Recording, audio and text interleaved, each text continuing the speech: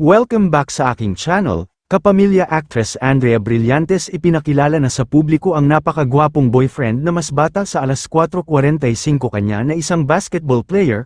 Panuurin at pakinggan ang buong detalye.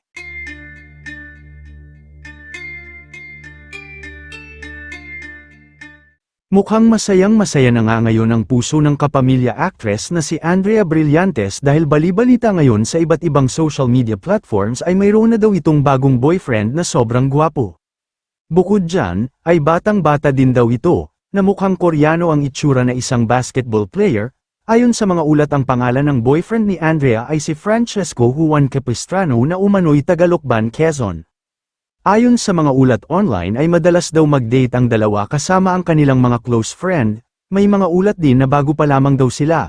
Marami naman ang nakapansin na di hamak na mas gwapo at mas bata daw ito sa ex ni Andrea na si Richie Rivero na isa ring basketball player.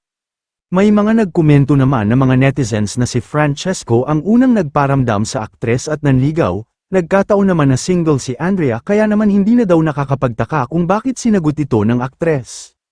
Dahil kahit sino naman daw magkakagusto kay Juan Capistrano dahil sa sobrang kagwapuhan. Bukod dyan ay isa rin basketball player at mahusay maglaro. Sa kasalukuyan ay 22 years old na si Andrea habang ang kanyang boyfriend naman na si Francesco Juan ay 21 years old pa lang. Makikita naman sa ibang larawan ang pagiging sweet ni Capistrano kay Andrea. Makikitang may paghawak pa ito sa bewang ng aktres, pagpapakita na may relasyon na talaga silang dalawa. Ayon pa sa mga ulat, ay napakabait din daw ng boyfriend ni Andrea at marespeto sa mga kaibigan ng aktres. Mukhang napalaki daw talaga ng maayos ng magulang, at hindi daw chick boy kumpara sa dating ex ni Andrea na si Richie na isang chick boy.